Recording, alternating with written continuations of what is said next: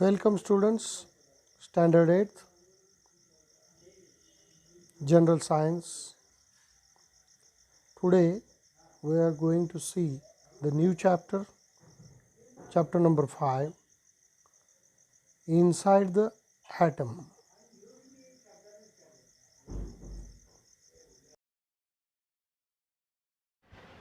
तर मित्रांनो inside the item ठीक आहे. त्याच्या खाली काही प्रश्न आपल्याला दिले आहेत. कॅन यू रिकॉलमध्ये. So these questions are what is mean by the matter. Matter काय आहे. Then what is an atom. What is the smallest unit of the matter. So dear friend, what is the matter. Matter means anything that can occupy the space. अशी कोणतीही वस्तू की त्याला space लागते म्हणजे जागा लागते, त्याला आपण मॅटर म्हणतो. दॅट मे बी सॉलिड, ते सॉलिड असू शकते. That may be liquid or gases. तुम्ही बघितलं असेल बलूनला ज्यावेळेस आपण फुगवतो त्यावेळेस काय होतं, बलून फुगतो. का फुगतो. एअर आपण ब्लो केल्यानंतर, कारण त्याच्यामध्ये आपण काय करत असतो तर त्याच्यामध्ये आपण एअर एंटर करत असतो ठीक आहे बलूनमध्ये. आणि त्याच्यामुळे आपल्याला माहीत आहे की ज्याला काही जागा लागते ठीक आहे, anything that has a mass and occupy the space. ज्याला मास आहे आणि स्पेस लागतो ती गोष्ट म्हणजे काय, त्याला आपण मॅटर म्हणतो. एनिथिंग दॅट हॅज अ मास ठीक आहे, ज्याला मास आहे आणि ऑक्युपाय द स्पेस, ज्याला जागा लागते, त्याला आपण मॅटर असं म्हणतो. ठीक आहे. Then what is the atom. तर dear friend, atom is the smallest unit of the matter. म्हणजे कुठल्याही मॅटरचा जे स्मॉलेस्ट युनिट आहे त्याला आपण ॲटम म्हणतो. ठीक आहे. आता स्ट्रक्चर ऑफ द ॲटम आपण बघूया. ॲटमचं स्ट्रक्चर कसं आहे. तर ॲटम बघा मित्रांनो, atoms are the smallest unit of the matter that retain the properties of the element. ठीक आहे. आता काय करतो मित्रांनो, हा एक एलिमेंट आहे किंवा हा एक युनिट आहे कशाचा, मॅटरचा, सर्वात लहान. ठीक आहे. आणि याच्या प्रॉपर्ट्या काय असतात, जे प्रॉपर्टीज असतात हे याच्या प्रॉपर्ट्या ठेवत असतात. म्हणजे फॉर एक्झाम्पल ॲटम असेल तर प्रत्येक ॲटमची जी प्रॉपर्टी असतो ती कशी असते, वेगवेगळी असते प्रत्येक ॲटमची. ठीक आहे. पण सेम ॲटम असेल, सेम एलिमेंटचा ॲटम असेल तर मात्र त्याची प्रॉपर्टी सेम असतात. Atom is consist of the 3 type of the sub atomic particle. आता ॲटम हा 3 सब ॲटॉमिक पार्टिकलपासून बनलेला आहे. त्याच्यामध्ये प्रोटॉन आहे, न्यूट्रॉन आहे आणि इलेक्ट्रॉन आहे. प्रोटॉनवर पॉझिटिव्ह चार्ज असतो, न्यूट्रॉन हा न्यूट्रल असतो आणि इलेक्ट्रॉनवर निगेटिव्ह चार्ज असतो. आणि जे प्रोटॉन आणि न्यूट्रॉन जे असतात ते न्यूक्लियसमध्ये असतात आणि इलेक्ट्रॉन काय करतात, सराउंडिंगला फिरत असतात. ठीक आहे. त्या शेल असतात. ठीक आहे. त्या शेलमध्ये ते फिरत असतात. तर मित्रांनो, तुम्हाला हे ॲटमचं स्ट्रक्चर समजलं असेल. Then what is the smallest unit of the matter. मॅटरचं स्मॉलेस्ट युनिट काय आहे तर I will say unit. Unit काय आहे त्याचं तर ॲटम आहे त्याचं युनिट, ध्यानात ठेवा. तर मित्रांनो, आपण बऱ्याच वेळा आपण शिकलेलो आहे ठीक आहे की जे मॅटर असतात, जे मॅटर मॉलिक्युल्सपासून बनलेले असतात, जे मॉलिक्युल्स असतात हे ॲटमपासून बनलेले असतात. ठीक आहे. हे आपल्या सर्वांना माहीत आहे. ठीक आहे. आणि याच्यावरून असं समजते की atom is the smallest particle of an element. एलिमेंटचा काय आहे, स्मॉलेस्ट पार्टिकल आहे. आणि केमिकल आयडेंटिटी असते त्याच्यामध्ये इन ऑल फिजिकल आणि केमिकल चेंजेस. ज्यावेळेस फिजिकल आणि केमिकल चेंजेस होत असतात तेव्हा त्याची काय करतात, त्याची प्रॉपर्टीचे काय करतात ते रिटेन करत असतात. आता एक टेबल आपल्याला दिलेलं आहे. टेबलवरनं आपल्याला सांगायचं आहे की तो ॲटम आहे की मॉलिक्युल्स आहे, त्यानंतर सिंगल टाईप ऑफ ॲटम आहे का त्याच्यामध्ये की डिफरंट टाईप ऑफ ॲटम आहे. तर बघा मित्रांनो, सर्वात अगोदर आपण वॉटर बघूया. वॉटरचा फॉर्म्युला काय मित्रांनो, तर H2O त्याचा फॉर्म्युला आहे. तर आता H2O फॉर्म्युला आहे तर त्याच्यामध्ये एकच ॲटम असेल. ठीक आहे. ॲटम म्हणजे काय, फक्त तिथं ॲटमच असतो एकच. एकापेक्षा जास्त ॲटम असेल तर तो मॉलिक्यूल बनतो. मग इथं हायड्रोजनचा सुद्धा एक ॲटम आहे, 2 ॲटम आहेत आणि ऑक्सिजनचा सुद्धा एक ॲटम आहे. म्हणजे काय होईल, हा ॲटम राहील का मग तर नाही, तर हा काय बनेल, मॉलिक्यूल. त्यामुळे आपण मॉलिक्यूलवर टिक केलेला आहे. आणि single type of the atoms in the molecule. आता हा मॉलिक्यूलचा H2O याच्यामध्ये सिंगल टाईप आहे का, जसं की हायड्रोजन असेल तर दोन्ही हायड्रोजनचा आहे का, नाही तर एक हायड्रोजनचा आहे एक ऑक्सिजनचा आहे. म्हणजे हे डिफरंट टाईप आहेत. सेम टाईप आहे का तर नाही, तर हे डिफरंट टाईप आहे ॲटमचे, म्हणून आपण याच्यावर क्लिक केलेलं आहे. देन हा इलिमेंट आहे की कंपाऊंड. इलिमेंट कधी असेल, ज्यावेळेस सारखे इलिमेंट त्याच्यामध्ये असतील, सारखे ॲटम त्याच्यामध्ये असतील. कंपाऊंड कधी होईल, तेव्हा वेगवेगळे ॲटम एकत्र येतात, वेगवेगळे ॲटम एकत्र येतात. इथं बघा हायड्रोजनचं एक आलेलं आहे आणि ऑक्सिजनचं एक आलेलं आहे, म्हणजे हा काय झालेला आहे, कंपाऊंड झालेला आहे. म्हणजे आपण कंपाऊंडवर टिक केलेलं आहे. तर मित्रांनो लक्षात घ्या मी काय सांगतो. इथं बघा ऑक्सिजन, ऑक्सिजनचा फॉर्म्युला आहे O2. इथं 2 ऑक्सिजनचे ॲटम आहेत, दोन्ही कसे आहेत, सारखे आहेत. म्हणजे बघा 2 ॲटम आहेत म्हणजे ॲटम नाही, हा काय मॉलिक्यूल झालेला आहे, मॉलिक्यूल टिकलेला आहे. आणि दोन्हीही सिंगल टाईप आहेत. सिंगल टाईप म्हणजे काय, ऑक्सिजनचे 2 आहेत, दोन्ही ॲटम ऑक्सिजनचे आहेत म्हणून आपण याच्यावर टिकले. डिफरंट टाईप आहेत का, नाही. तर हा बघा दोन्ही सिंगल टाईप असल्यामुळे, म्हणजे एकच ॲटम असल्यामुळे दोन्ही ऑक्सिजन आणि ऑक्सिजन, त्याच्यामुळे हा काय झालेला आहे, एलिमेंट झालेला आहे. त्यानंतर हेलियमचं बघा मित्रांनो, हेलियमचं बघा हा एकच आहे ॲटम, त्यामुळे हा ॲटमच राहील. मॉलिक्यूल्स आहे का, तो तर नाही. सिंगल टाईप ऑफ ॲटम आहे का, हो सिंगल टाईपच आहे, कारण हेलियमचंच फक्त एकच ॲटम आहे. त्यानंतर हा काय होईल, एलिमेंट होईल. त्यानंतर हायड्रोजन बघा. तर मित्रांनो हायड्रोजन काय आहे, तर हायड्रोजनचे तिथं काय आहे, 2 ॲटम आहेत, म्हणजे हा होईल मॉलिक्यूल. आणि सिंगल टाईप आहेत का, तर यस हे सिंगल टाईप आहेत, कारण दोन्ही हायड्रोजनचे आहेत. आणि त्यानंतर बघा दोन्ही हायड्रोजनचे आहेत, दोन्हीही ॲटम सारखेच आहेत, म्हणून तेव्हा काय होईल, आपला एक एलिमेंट होईल. त्यानंतर अमोनिया, अमोनियामध्ये नायट्रोजन आहे आणि हायड्रोजन आहे, म्हणजे काय होईल, हा मॉलिक्यूल्स होईल. सिंगल टाईप आहे का, तर नाही, तर वेगवेगळे दोन्ही ॲटम आहेत, म्हणून हा काय होईल, different type of atom in a molecules. आणि हा डिफरंट टाईप असल्यामुळे हा काय होईल, कंपाऊंड. ओके. देन नायट्रोजन बघा मित्रांनो, नायट्रोजनचं जर तुम्ही बघितलं तर नायट्रोजनमध्ये हे काय आहेत, नायट्रोजनचे 2 ॲटम आहेत, म्हणजे हे एक मॉलिक्यूल होईल. सिंगल टाईप आहेत का, हो हे दोन्हीही कसे आहेत, सिंगल टाईप आहे, एकच आहेत, नायट्रोजन. ठीक आहे. आणि नंतर हा काय होईल, एक एलिमेंट होईल. त्यानंतर CH4 बघा, कार्बन आहे आणि हायड्रोजन आहे, म्हणजे काय होईल, हे एक मॉलिक्यूल होईल. सिंगल टाईप आहे का, तर नाही, हे डिफरंट टाईप आहेत, म्हणून आपण डिफरंट टाईप वर क्लिक करणार. त्यानंतर बघा एलिमेंट्स आहे का, तर नाही, हा कंपाऊंड आहे, कारण जे ॲटम आहेत ते वेगवेगळे आहेत. ठीक आहे. देन आर्गॉन कसं आहे, तर हे एक ॲटम आहे. सिंगल टाईप आहे का, हो तर सिंगल टाईप आहे. ठीक आहे. आणि त्यानंतर बघा मित्रांनो एलिमेंट आहे का, तर yes it is a element. Then neon बघा, निऑन जर बघितलं मित्रांनो तुम्ही, तर हा सुद्धा एक ॲटमच आहे आणि single type of the atom आहे. हा सिंगलच type of atom in the molecule, म्हणजे एकाच प्रकारचे आहेत त्याच्यामध्ये. ठीक आहे. आणि हा सुद्धा एक एलिमेंट होईल. त्यानंतर जर तुम्ही क्लोरीन जर बघितलं तर हे तर मित्रांनो हे काय आहे, तर हे हा एक काय तर एक मॉलिक्यूल्स आहे. तर सिंगल टाईप आहे का, तर हो, कारण क्लोरीनचे 2 मॉलिक्यूल आहेत, म्हणून काय होईल, हा सिंगल टाईप होईल. त्यानंतर बघा मित्रांनो हा काय होईल, एक एलिमेंट होईल. कारण एलिमेंट कधी असतो, कारण म्हणजे एलिमेंटमध्ये कधी असतो, जर त्या मॉलिक्यूल्समध्ये दोन्ही ॲटम सारखे असतील किंवा एकच असतील. म्हणजे हायड्रोजन असेल तर हायड्रोजन, ऑक्सिजन असेल तर ऑक्सिजन. तर मित्रांनो या सगळ्या गोष्टी आपण बघितल्या. तर आता आपण बघूया. तर आपल्याला माहीत आहे की the smallest particle of the most of the substances are the molecules. म्हणजे सर्वात स्मॉलेस्ट पार्टिकल आहे कुठल्याही सबस्टन्सचा, दॅट इज द मॉलिक्युल्स. आणि जो molecules is made of the atom. जो मॉलिक्युल्स असतो कशावर बनलेला असतो, ॲटमपासून बनलेला असतो. आणि जे molecules are formed by the chemical combination of the atom. म्हणजे ॲटमचं केमिकल कॉम्बिनेशन होते, यांच्यामध्ये काही अभिक्रिया होते, त्यानंतर मॉलिक्युल्स फॉर्म होत असतो. ठीक आहे मित्रांनो. तर हा कन्सेप्ट आपल्याला डिटेलमध्ये बघायचा आहे. त्यानंतर थोडक्यात बघूया, जे इंडियन फिलॉसॉफर होते. ठीक आहे, इंडियन फिलॉसॉफर होते, त्यांनी काय केलं, त्यांनी काय केलं, कनाद त्यांचं नाव होतं. 6व्या सेंचुरी BC मध्ये त्यांनी काय केलं, there is a limit to divide the matter into small particle. त्यांनी सांगितलं की कुठल्याही मॅटरला डिवाइड करत गेलो आपण, त्याचं एक शेवटचं लिमिट आहे, कारण तिच्या पलीकडे आपण डिवाइड करू शकत नाही. ठीक आहे. द इंडिव्हिजिबल. ठीक आहे, इंडिव्हिजिबल आहे, म्हणजे त्याला आपण डिवाइड करू शकत नाही. Particle that constituent the matter we are named by the Kanad Muni as a परमाणू. तर मित्रांनो जे काही असा लहानात लहान कण असेल कुठल्याही पदार्थाचा की त्याला आपण डिवाइड करू शकत नाही.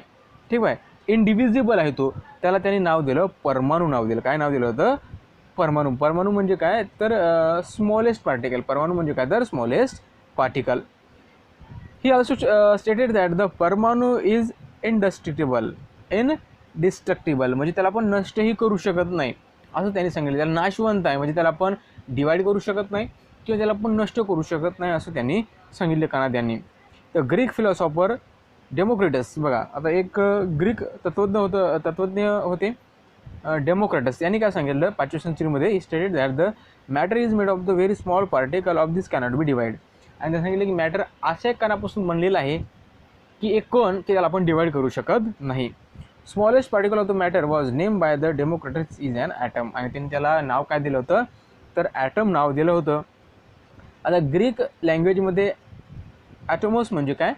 विच कॅनॉट बी कट म्हणजे ज्याला आपण कापू शकत नाही त्याला आपण ॲटोमोस असं म्हणतो. ठीक आहे, त्यामुळे त्यांनी त्याला ॲटम असं नाव दिलं होतं. त्याच्यानंतर मित्रांनो एक थिअरी आपल्याला इथं बघायची होती म्हणजे डाल्टन ॲटॉमिक थिअरी.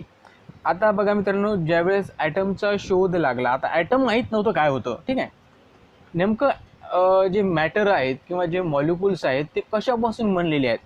जे सर्वात लहान कण आहे त्याला आपण डिवाईड करू शकत नाही, तो कसा बनलेला आहे, त्याच्या आत काही स्ट्रक्चर आहे का, तो कसा दिसतो हे माहीत नव्हतं. त्यानंतर बघा 1803 ते काय ब्रिटिश सायंटिस्ट जॉन डाल्टन यांनी एक सिद्धांत मांडला.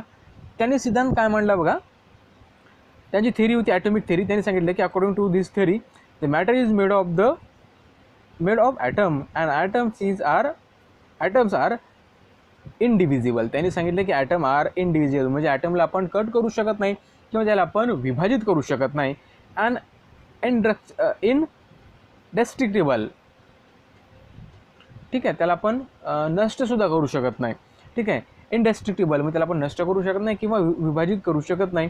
All atom of element are alike while the different elements have a different atom with different masses. त्यांनी काय सांगितलं आहे की एका मूलद्रव्याचे सर्व अणू एक समान असतात. एक मूलद्रव्य असेल, ठीक आहे, त्याचे जे अणू असतात ते सर्व एक समान असतात आणि जे भिन्न मूलद्रव्य असतात त्याचे वस्तुमानसुद्धा भिन्न भिन्न असते. ठीक आहे, आता त्यांनी बघा काय सांगितलं जॉन डाल्टननं की डाल्टन ॲटॉमिक मॉडेल. त्यांनी सांगितलं की एक कण आहे, पण त्यांनी हे पण सांगितलं नाही की त्यांच्या डाल्टननं हे सांगितलं नाही की त्या ॲटमच्या आत काय आहे का, किंवा त्याचं जे मास आहे, वस्तुमान आहे, हे नेमकं कुठे ॲक्ट होते ते पण त्यांनी सांगितलं नव्हतं. त्यांनी फक्त एक ॲटम फक्त असा गोल एखाद्या चेंडूवाने दाखवला होता की याला त्यांनी ॲटम म्हटलं होतं. ठीक आहे, त्याला आपण डिवाईड पण करू शकत नाही आणि ते त्याला आपण नाशसुद्धा करू शकत नाही, नष्ट करू शकत नाही. त्यानंतर बघा मित्रांनो, एक आता इथे एक्झाम्पल दिले आपल्याला बुंदीचा लाडू. एक बुंदीचा लाडू घ्या आणि काय करा मित्रांनो, एक बुंदीचा लाडू जर घेतला, तुम्ही सगळीकडे बघा कशा प्रकारे बुंद्या लागलेल्या असतात, बरोबर आहे. अशा प्रकारे हा बुंदीचा लाडू असतो म्हणजे सगळीकडे बारीक बारीक बुंदी त्याला चिपकलेली असते.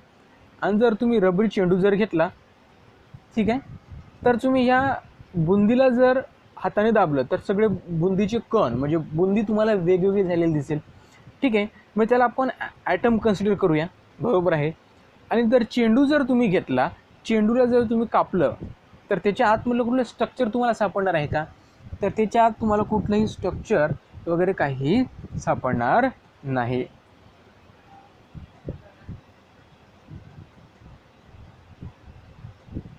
ठीक आहे, सापडणार का तर नाही. आता डाल्टनने काय तेच सांगितलेलं आहे की डाल्टनने काय सांगितलं, Dalton turn out to be hard solid sphere with no internal structure according to the Dalton atomic theory the mass distributed uniformly in the atom. त्यांनी काय सांगितलं, जे मास आहे ते युनिफॉर्मली डिस्ट्रीब्युटेड आहे म्हणजे जे मास आहे, वस्तुमान आहे, सगळीकडे डिस्ट्रीब्यूट झालेलं आहे. पण थॉम्सननं सांगितलेलं आहे ते मात्र थोडं वेगळं होतं. त्यानंतर रुदरफोर्डनं सांगितलं ते सुद्धा वेगळं होतं. हे आपण त्याचा बघणारच आहे. त्यांनी काय सांगितलं की ॲटम अशा प्रकारे बनलेलं आहे आणि त्याचं मास सगळीकडे डिस्ट्रीब्यूट झालेलं आहे. त्यानंतर जे थॉमस यांनी काय सांगितलं बघा, जे थॉमस यांनी सांगितलं की त्यांनी एक एक्सपेरिमेंट केला. त्या एक्सपेरिमेंटच्या माध्यमातून त्यांनी सांगितलं की negative charge particle inside the atom have a mass 1800 time less than the hydrogen item.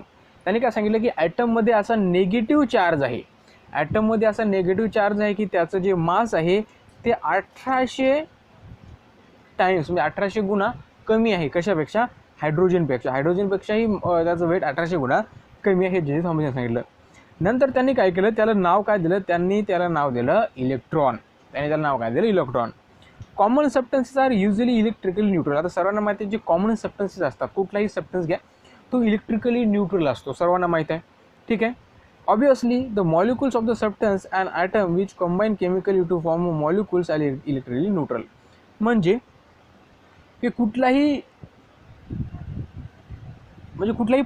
Molecules असतो, जर तो रासायनिक संयोगातून बनलेला असेल, केमिकल कॉम्बिनेशन तो बनलेला असेल, तर तो विद्युत प्रभारदृष्ट्या म्हणजे त्याला आपण म्हणूया तो इलेक्ट्रिकली कसा असतो, न्यूट्रल असतो. ठीक आहे. But the electrically neutral in a spite of having a negatively charge electron in it.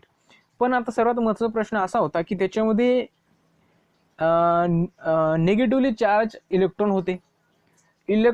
Negatively charge electron असून सुद्धा तो इलेक्ट्रिकली न्यूट्रल कसा, म्हणजे त्याच्यामध्ये जर तो न्यूट्रल असेल, ठीक आहे, तर असं काय होतं त्याच्यामध्ये, कारण न्यूट्रल कसा आहे तो, कारण त्याच्यामध्ये तर इलेक्ट्रॉन आहेत, निगेटिव्ह चार्जवाले इलेक्ट्रॉन आहेत, तर ते कसा आहे. तर याच्यावर मित्रांनो थॉमसन यांनी काय केलेलं आहे, त्यांनी त्यांचं एक एक्सपेरिमेंट मांडलेलं आहे. थॉमसननं सांगितलेलं आहे की आता बघा जे थॉमस यांना माहीत नव्हतं की त्याच्यामध्ये पॉझिटिव्ह चार्ज पण असतील, कारण त्यांनी सांगितलं की त्याच्यामध्ये फक्त निगेटिव्ह चार्ज आहेत, आणि त्यांना एक समजलं नव्हतं की निगेटिव्ह चार्ज त्याच्यामध्ये कसे आहेत. कारण जर निगेटिव्ह चार्ज असेल तर ॲटम मग न्यूट्रल कसा असेल असं त्यांना प्रश्न पडला होता. मग याचं सर्वात स्पष्टीकरण जे दिलं ते Thomson's plum pudding model of atom यांनी केलेलं आहे. तर बघा मित्रांनो याच्यामध्ये आपल्याला काय सांगितलं हे आपण बघूया थोडक्यात.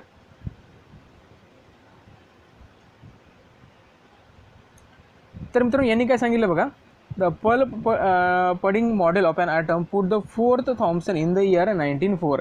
हे त्यांनी काय केलं, हे थॉमसन यांनी मांडलं, हे चौथं त्यांचं हे होतं. ठीक आहे, मॉडेल मांडलं होतं. त्यांनी काय सांगितलं 1904 मध्ये ॲटॉमिक स्ट्रक्चर काय सांगितलं त्यांनी, according to the model of the positive charge in distributed throughout the atom and negative charge electron are embedded in it. त्यांनी काय सांगितलं की जो ॲटम आहे त्याच्यामध्ये सगळीकडे पॉझिटिव्ह चार्ज आहेत, बरोबर आहे, आणि त्याच्यामध्ये जे निगेटिव्ह चार्ज आहे इम्बेडेड आहेत, म्हणजे घुसलेले आहेत. काय सांगितलं आहे की निगेटिव्ह चार्ज त्याच्यामध्ये काय झालेले आहेत, घुसलेले आहेत किंवा जडवलेले आहेत. ठीक आहे, हे त्यांनी सांगितलेलं आहे. इथं तुम्हाला दिसतंय की निगेटिव्ह चार्ज कसे त्याच्यामध्ये, आता सगळं आहे ते, जेवढं काही भाग तुम्हाला हे दिसतोय हा पूर्ण पॉझिटिव्ह चार्ज आहे, आणि त्याच्यामध्ये जे निगेटिव्ह चार्ज इलेक्ट्रॉन आहेत त्याच्यामध्ये घुसलेले आहेत, जडवलेले आहेत असं त्यांनी सांगितलं. कोणी सांगितलं, हे सांगितलं थॉमसनच्या एका मॉडेलनी. ठीक आहे, हे एवढं आपल्याला समजलं. त्याच्यामुळे तिथं पॉझिटिव्ह चार्ज पण आहेत, निगेटिव्ह चार्ज आहे, त्याच्यामुळे तो इलेक्ट्रिकली न्यूट्रल आहे, एवढं आपल्याला समजलं. आता महत्त्वाचा प्रश्न असा आहे, how will you think about the atomic masses distributed according to the Thomson's model, whether the distributed uniform or non-uniform according to the Dalton's atomic theory. बघा डाल्टन ॲटॉमिक थेरीनं डाल्टनच्या सिद्धांत ऑलरेडी सांगितलेलं आहे की जे ॲटॉमिक मास आहे सगळीकडे सारखं distributed झालेलं आहे, बरोबर आहे, डाल्टन सांगितलं आहे. पण जे थॉमसनचा जे सिद्धांत आहे तिथं काय सांगितलं आहे, तिथं जे इलेक्ट्रॉन आहेत, तिथं जे पॉझिटिव्ह चार्ज आहेत ते काय केलेले आहेत, सगळीकडे आहेत, आणि त्याच्यामध्ये निगेटिव्ह चार्ज काय झालेले आहेत, इम्बेडेड झालेले आहेत, म्हणजे घुसलेले आहेत. तर याच्यावरून असं आपल्याला समजतंय की या दोघांचंही जे म्हणणं होतं ते जवळपास समान होतं, कारण मास तर सगळीकडे समान होतं, पण यांचं म्हणणं होतं की मास सगळीकडे समान आहे, आणि यांचं म्हणणं असं झालं की निगेटिव्ह चार्ज तिथंच आहेत आणि पॉझिटिव्ह चार्ज सुद्धा तिथंच आहे. जर एक विशिष्ट तुकडा जर घेतला तर त्याचं मास मात्र सेमच बनणार, असं यांचं म्हणणं होतं ॲटमचा. तर मित्रांनो त्यासाठी एक एक्सपेरिमेंट करण्यात आला, त्याला आपण रुदरफोर्ड्स न्यूक्लिअर मॉडेल ऑफ ॲटम म्हणतो 1911 मध्ये. ठीक आहे, तर आता रुदरफोर्डनं काय केलं बघा, तर मित्रांनो एक एक्झाम्पल बघा, जर तुम्ही कॅरम खेळत असाल, ठीक आहे, कॅरम खेळत असाल, हा इथं कॉईन आहे एक, बरोबर आहे, आणि इथं तुमचा स्ट्रायकर आहे. या स्ट्रायकरनं जर तुम्ही या कॉईनवर जर स्ट्राईक केलं तर काय होईल, तर बघा मित्रांनो जर स्ट्रायकरवर जर कॉईन केलं तर काय होईल, तुमचे जे हे कॉईन आणि स्ट्रायकर काही दोन वेगवेगळ्या डायरेक्शनने जातील, बरोबर आहे. एक इकडे जाईल, एक इकडे जाईल, हे तुम्हाला समजले. पण स्ट्रायकर बघा, इथं कॉईन इथं आहे आणि स्ट्रायकर आपण इकडे सोडला तर काय होईल, स्ट्रायकर काय होईल, कुठलंही डिफ्लेक्शन डायरेक्शन न बदलता तो सरळ जाईल, जाणार की नाही. तर मित्रांनो, हाच एक्सपेरिमेंट इथं आपल्याला रुदरफोर्डचा जे न्यूक्लिअर मॉडेल आहे याच्यामध्ये बघायचं आहे. काय केलं बघा तर रुदरफोर्ड त्यांनी काय केलं, हे एक्सपेरिमेंट 1911 मांडलं. त्यांनी काय केलं की एक अतिशय पातळ पत्रा घेतला सोन्याचा, बरोबर आहे, घेतला. त्याची जाडी होती 10⁻⁻⁴ mm, ठीक आहे, ही त्याची जाडी होती. आणि काय केलं, त्या पत्र्यावर काय केलं, bombardment it with the positively charge alpha particle. त्यांनी काय केलं, पॉझिटिव्ह चार्ज अल्फा पार्टिकलचं काय केलं, बंबार्डमेंट केलं, म्हणजे वर्षाव केला, किरणांचा मारा केला. ज्यावेळेस किरणांचा मारा केला त्यावेळेस काय झालं, alpha particle by means of the fluorescent screen around the gold foil, आणि त्याच्या बाजूने एक फ्लोरोसेंट काय होती, स्क्रीन होती, जेणेकरून आपण डिटेक्ट करू शकू की जे आपण अल्फा किरणाचा मारा केला ती कुठल्या डायरेक्शन जात आहे, आपण ते डिटेक्ट करण्यासाठी. नंतर त्यांच्या लक्षात काय आलं की बघा, काही जे अल्फा पार्टिकल आहेत get reflected from the gold foil if the positively charge mass were evenly distributed inside the atom. नंतर त्याच्या लक्षात असं आलं की काही जे कण होते त्यांच्या अशा अपेक्षा होती की जर सगळीकडे मास जर डिस्ट्रीब्युटेड असेल, म्हणजे सगळीकडे मास जर सारखा असेल, सगळीकडे पॉझिटिव्ह पार्टिकल असेल, सगळीकडे जर पॉझिटिव्ह पार्टिकल आहेत, सगळीकडे पसरले आहेत, जसं की आपल्याला थॉम्सनच्या याच्यामध्ये सांगितलं की सगळीकडे पॉझिटिव्ह पार्टिकल आहेत, बरोबर आहे, सगळ्या ॲटममध्ये पसरलेले. तसं असेल तर काय होईल, सगळे जे अल्फा पार्टिकल काय होतील ते रिटर्न यायला लागतील. का, कारण सगळीकडे तिथं पॉझिटिव्ह पार्टिकल आहेत. पण तसं झालं नाही. व्हॉट हॅपन देअर बघा, most of the alpha particle went straight through the foil. काही अल्फा पार्टिकल त्या पत्र्यामधून, जर हा पत्रा असेल त्याच्यामधून स्ट्रेट निघून गेले. Small number of alpha particle gate deflected from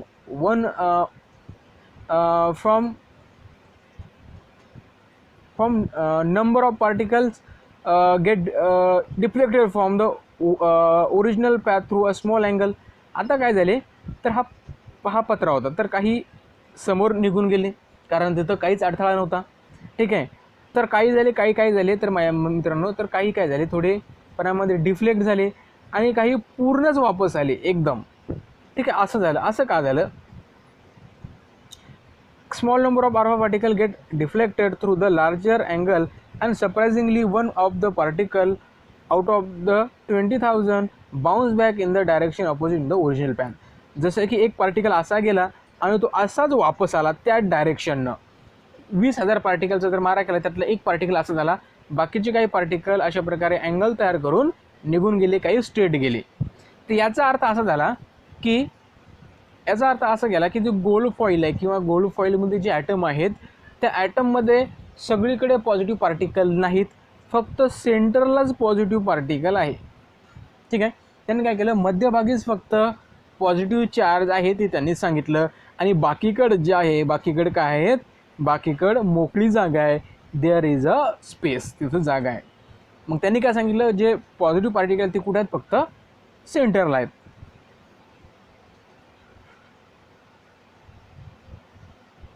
आता हे एक्सपेरिमेंट काय समजलं बघा मित्रांनो, the large number of alpha particles went straight through the foil indicate there was no obstacle in their path. जे पार्टिकल स्ट्रेट निघून गेले थ्रू अ फॉईल, त्या पडद्यामधून, ठीक आहे, याचा अर्थ काय, तिथं कुठलाच अडथळा नाही, बरोबर आहे, एवढं तुम्हाला समजले. Then it means that there must be mainly and empty spaces inside the atom. याचा अर्थ त्या ॲटममध्ये सुद्धा एम्प्टी स्पेसेस असायला पाहिजे, ठीक आहे. देन बघा, alpha particle that get deflected through a small or big angle must have a face obstacle in their path. आणि जे काही अल्फा पार्टिकल जे काही डिफ्लेक्ट झालेले आहेत काही अँगलमध्ये, लार्जर किंवा स्मॉल, याचा अर्थ तिथं काहीतरी अडथळा असायला पाहिजे, ठीक आहे. The charge and heavy part causing the obstruction will be the center of the atom. From the Rutherford put the forth nuclear model for atom as follows. त्यांनी काय सांगितलं मित्रांनो बघा, त्यांनी काय सांगितलं तर मित्रांनो की बघा की जे ॲटम रिटर्न झाले, जे ॲटम रिव्हर्स फिरले ते फक्त सेंटरवरच फिरले, ठीक आहे. आणि ॲटममध्ये अशी बरीच जागा रिकामी आहे, तिथनं ते ट्रान्सफर झाले किंवा पलीकडे ते गेले. इथं तुम्हाला समजेल बघा, हा रेड दिसतो हा झाला न्यूक्लियस, म्हणजे तो पॉझिटिव्ह चार्ज आहे. नंतर बघा जे इलेक्ट्रॉन आहेत, पण इलेक्ट्रॉन तिथं खूप स्पेस आहे, त्याच्यामुळे जे काही अल्फा पार्टिकल आहेत ते सरळ स्ट्रेट ट्रान्सफर झाले त्या ॲटममधून. हा आपल्या रुदरफोर्डचं मॉडेल सांगतो. मग त्यांनी काय काय समोर मांडलं बघा आपलं. त्यांनी सांगितलं की there is a positively charge nucleus at the centre of an atom. त्यांनी काय सांगितलं, जे पॉझिटिव्ह चार्ज आहे, त्यांनी सांगितलं जे न्यूक्लियस आहे ते पॉझिटिव्ह चार्जचं आहे, ठीक आहे, आणि ते सेंटरला आहे. Almost the entire mass of the atom is concentrated in the nucleus. त्यांनी काय सांगितलं, कारण बघा बाकीकडे जर स्पेस असेल ॲटमच्या बाहेर, ठीक आहे, बाहेर म्हणजे काय जे ॲटम आहे न्यूक्लियसच्या बाहेर जर इलेक्ट्रॉन असतील तिथं जर स्पेस असेल, स्पेस आहेच कारण अल्फा पार्टिकल त्यांच्यामधून निघून गेले, याचा अर्थ जे काही मास आहे ते सगळं कॉन्सन्ट्रेटेड कुठं झालेलं आहे तर सेंटरला झालेलं त्या न्यूक्लियसवर झालेलं आहे, ठीक आहे. The total negative charge on all electron is equal to the opposite charge of the nucleus. त्यांनी काय सांगितलं, जेवढे इलेक्ट्रॉन असतील तेवढेच पॉझिटिव्ह चार्ज प्रोटॉन असतील किंवा जे कंपाऊंड असतील त्याच्यामध्ये. का? कारण ॲटम इलेक्ट्रिकली न्यूट्रल आहे. न्यूट्रल कधी असतो, ज्या वेळेस पॉझिटिव्ह निगेटिव्ह चार्ज कसे असतात, इक्वल असतात, ठीक आहे. त्यानंतर त्यांनी काय सांगितलं, there is an empty spaces between the revolving electron and the atomic nucleus. जे ॲटॉमिक न्यूक्लियस आहे त्याच्या बाजूला जे इलेक्ट्रॉन रिव्हॉल्व करतात त्याच्यामध्ये काय आहे, त्याच्यामध्ये स्पेस आहे, जागा आहे.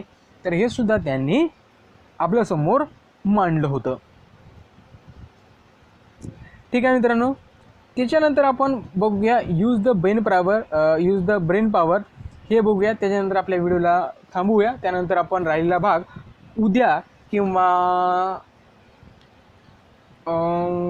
ठीक आहे इव्हनिंगला बघूया, ठीक आहे, कारण हा व्हिडिओ खूप मोठा होईल, नंतर आपल्याला अपलोड करण्यासाठी अवघड जाईल. तर बघा, which discovery due to point out that an atom has internal structure. तर कोणती संरचना आहे की त्याच्यामुळे आपल्याला हे लक्षात आले की ॲटमला इंटरनल स्ट्रक्चर आहे. तर मित्रांनो हे समजलं आपल्याला गोल्ड फॉईल, ठीक आहे, रुदरफोर्ड स्कॅटरिंग एक्सपेरिमेंट जो आहे याच्यावरून आपल्याला समजलं की जो ॲटम आहे त्याला इंटरनल स्ट्रक्चर आहे. Then what is the difference between the solid atom in a Dalton atomic theory and the Thomson atomic model. तर मित्रांनो थॉम्सन जे मांडलं होतं बघा, आता दोन महत्त्वाच्या गोष्टी ते म्हणजे डाल्टनला माहीत नव्हतं, ठीक आहे, डाल्टनला माहीत नव्हतं की त्याच्यामध्ये निगेटिव्ह चार्ज आहेत कॉम्पाऊंड आहेत किंवा पॉझिटिव्ह चार्ज कॉम्पाऊंड आहे, त्यांना माहीत नव्हतं. त्यांना फक्त एवढंच माहीत होतं की ॲटम हा इंडिव्हिजिबल आणि इनडिस्ट्रक्टिव्ह आहे, ठीक आहे, एवढंच माहीत होतं. आणि जे मास आहे सगळीकडे डिस्ट्रीब्यूट झालेलं आहे, इक्वल डिस्ट्रीब्यूट झालेलं आहे, एवढं त्यांना माहीत होतं, ठीक आहे. नंतर थॉम्सननं काय सांगितलं की जो ॲटम आहे त्याच्यामध्ये पॉझिटिव्ह चार्ज पण आहे आणि निगेटिव्ह चार्ज पण आहे, आणि पॉझिटिव्ह चार्ज सगळीकडे डिस्ट्रीब्यूट झालेला आहे आणि निगेटिव्ह चार्ज त्याच्यामध्ये इम्बेडेड झालेला आहे, जडवलेले आहे निगेटिव्ह चार्ज, एवढं त्यांनी आपल्याला सांगितलं होतं. नंतर थर्ड क्वेश्चन आहे, explain the difference between the distribution of positive charge in the Thomson atomic model and the Rutherford atomic model. Rutherford atomic model जर तुम्ही बघितलं तर सर्वात आपण थॉम्सनचं मॉडेल काढूया. थॉम्सनने काय सांगितलं, सगळीकडे पॉझिटिव्ह चार्ज काय आहेत डिस्ट्रीब्यूट झालेले आहेत आणि निगेटिव्ह चार्ज त्याच्यात इम्बेडेड झालेले आहेत. पण रुदरफोर्डच्या एक्सपेरिमेंटमध्ये काय सांगितलं की जे निगेटिव्ह चार्ज आहेत ते काय आहेत, ते रिव्हॉल्व करतात किंवा ते आजूबाजून आहे कशाच्या, न्यूक्लियसच्या. आणि जे पॉझिटिव्ह चार्ज आहेत, पॉझिटिव्ह चार्ज हे त्या ॲटमच्या सेंटरला आहेत, म्हणजे त्या न्यूक्लियसमध्ये पॉझिटिव्ह चार्ज काय झाले आहेत, कॉन्सन्ट्रेटेड झालेले आहेत, हे त्यांनी सांगितलं. निगेटिव्ह चार्ज काय करतात तर त्या न्यूक्लियसच्या बाहेरून फिरतात आणि न्यूक्लियस आणि इलेक्ट्रॉनमध्ये खूप स्पेस आहे. तर हे दोन सिद्धांत आपल्याला समजलं त्याच्यावरनं.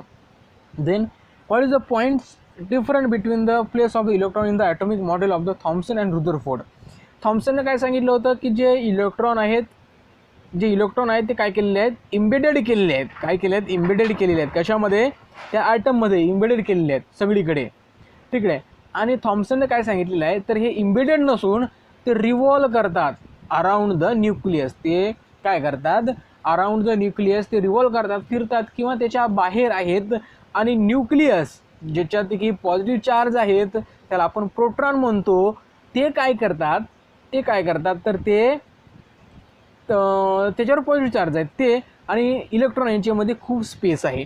इथं मात्र तसा स्पेस नव्हता किंवा न्यूक्लियस त्यांनी सांगितलेला नव्हता. Then what is the thing which is present in the Rutherford's atomic model and not present in the Dalton and Thomson atomic model. आता बघा मित्रांनो, रुदरफोर्डच्या मॉडेलमध्ये काय होतं आणि थॉम्सन आणि डाल्टनच्या मॉडेलमध्ये काय नव्हतं. तर महत्त्वाचं म्हणजे न्यूक्लियस, की मेन म्हणजे काय, न्यूक्लियस आणि पॉझिटिव्ह चार्ज हे महत्त्वाचं होतं. तर यांनी काय सांगितलेलं आहे की जे रुदरफोर्डने सांगितले की त्याच्यामध्ये पॉझिटिव्ह चार्ज आहे आणि ते कुठे आहेत तर न्यूक्लियसमध्ये आहे, सेंटरमध्ये आहे. म्हणजे त्यांनी नवीन एक शोध लावला होता न्यूक्लियसचा. पण थॉम्सनला आणि थॉम्सनला तर त्याच्यामध्ये पॉझिटिव्ह चार्ज आहेत आणि निगेटिव्ह चार्ज हे पण माहीत नव्हतं. आणि जे डाल्टनला माहीत नव्हतं, आणि थॉम्सनला तर पॉझिटिव्ह चार्ज आणि निगेटिव्ह चार्ज होते हे माहीत होते, पण ते कुठं असतील, ठीक आहे, ते डिस्ट्रीब्युटेड कसं झालेलं हे माहीत नव्हतं. पण रुदरफोर्ड यांनी त्यांचं डिस्ट्रीब्युशन कसं झालेलं आहे किंवा त्याचं इंटरनल स्ट्रक्चर कसं आहे हे सांगितलं होतं. त्यानंतर बघूया मित्रांनो, establish a new law of physics and electrically charge body is revolving in and circular orbit, it's energy decreases. आता काय सांगितलेलं आहे की वर्तुळाकार कक्षेत परिभ्रमण करणाऱ्या विद्युत प्रभारित वस्तूची ऊर्जा कमी होते असा भौतिकशास्त्रातील प्रस्थापित नियम आहे. की कुठलीही गोष्ट, ठीक आहे, जर फिरत असेल, इलेक्ट्रिकल चार्ज असेल ती फिरत असेल तर तिची एनर्जी कमी होते असं सांगण्यात आलं, ठीक आहे. According to the of this law, the atom described in Rutherford's model turn out of the unstable in reality. However, all atoms except the radioactive atom are stable. The shortcoming of Rutherford's atomic model was removed by the atomic model put by the Niels Bohr in the year 1930. तर मित्रांनो काय झालं की या नियमानुसार रुदरफोर्डने मांडलेल्या प्रारूपातील अणु अस्थायी होते. त्यांनी काय सांगितलं की त्यांची ऊर्जा कमी होते, मात्र प्रत्यक्षात किरणोत्सारी अणु होते ते सोडून सर्व अणु हे स्थायी भाव असतो. स्थायी भाव म्हणजे स्टॅबल असतो. रुदरफोर्डच्या अणु प्रारूपातील ही त्रुटी नील्स बोर यांनी दूर केली. म्हणजे याच्यानंतर आपल्याला नील्स बोर यांनी काय थिअरी मांडली ही आपल्याला बघायची आहे, ती आपण पुढच्या व्हिडिओमध्ये बघणार आहे. Students, now solve the test number 5.